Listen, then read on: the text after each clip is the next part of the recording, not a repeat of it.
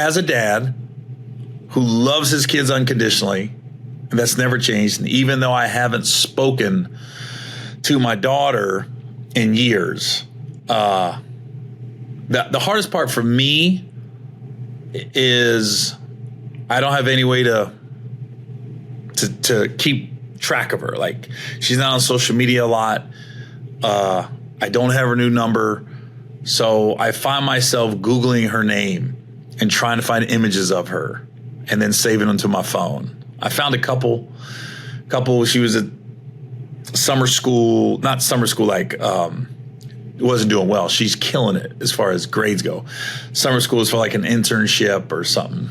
And then I found another one at her grad school. So I'll get glimpses of her, and that's the hardest part about all this. Yeah. But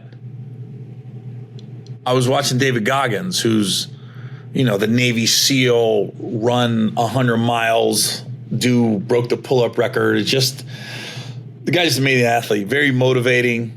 If you haven't heard of him, I don't know where you've been the last couple of years, but Joe Rogan really took him to another level. But David Goggins is his name. And it recently came out that people were accusing him of being a deadbeat dad because he's got a daughter that he doesn't really have much of a relationship with. And then his mom came out and read something from his daughter's mom about, she'll see you, but as long as David's not around, she don't have anything to do with David and things like that. And my thing is, man, especially the older I get, there's a couple things like men, a lot of times there's so much thing in the news and the press about deadbeat dads and dad's not doing the right thing. And but then you got guys out here that really want relationships with their kids that for whatever reason, it's just not happening. And now people are getting on David about, you're supposed to be like this motivating guy. You're a man's man, and now come to find you're a deadbeat dad. And he goes, look, I had her young. I want a relationship, but she's made it very clear she doesn't. There's only so much you can do. And at some point, you got to make a decision. Do you want to just be miserable, or you just want to be happy? And hopefully one day your daughter comes back in your life. And when I saw this thing with Goggins, I mean, it really hit home with me because what I'm going through with my daughter, and I think it's a little different because I don't think David was with the mom, and I was with my daughter's mom for all the years of her growing up. And you just wonder, like, how does this play out eventually? I just hope it's not like some family tragedy that I end up seeing her. Somebody has to pass away. And I'm not talking about her or me or her mom, like any relative that we shared, or somebody's in an accident. It seems like when things like that happen, people sometimes come together for a little bit. But I just hope one day she reaches out, that's the toughest part for me. And then when I saw the David Goggins thing, it just really resonated. I was like, and then the fact that he has to explain himself, and then people get mad at him for explaining himself. And I'm just going, sometimes talking about it is therapeutic. If your agenda is not for clicks, if your agenda isn't for, let's see how many people can comment on it. If your agenda is generally just, it feels better, it's therapeutic to talk about it, even if you're talking to a screen, if you're talking to people. I don't ever look for the negative comments. I read the positive ones.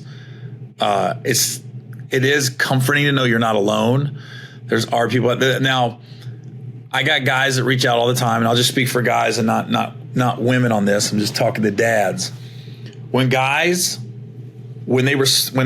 send me a message on social media and they immediately start attacking and putting down the mom, I can't deal with that because you're too angry. And I'm not mad. I just really want a relationship with my daughter. So when guys reach out and they'll say things like, I haven't seen my daughter in 3 years. Fucking bitch ass mom. I'm like, I can't. You're mad. And I just can't read what you're going through because there's too much anger in it. I got the guys that just say, hey man, I wish I could see my daughter. You're not alone, thinking about you, praying about you, stuff like that. Those are the comments I sit and read and look at. And sometimes I respond, not a lot, but I do respond sometimes. But when the anger and the put down comes in, I can't do it, because I don't want, when my daughter, eventually we talk, and hopefully it's soon, but I don't want it to be her coming at me and now she's mad at her mom. That's not what I want. I want her and me to talk, but then I want to be able to, like, whenever she gets married, I want to be at her wedding. I want to be cordial.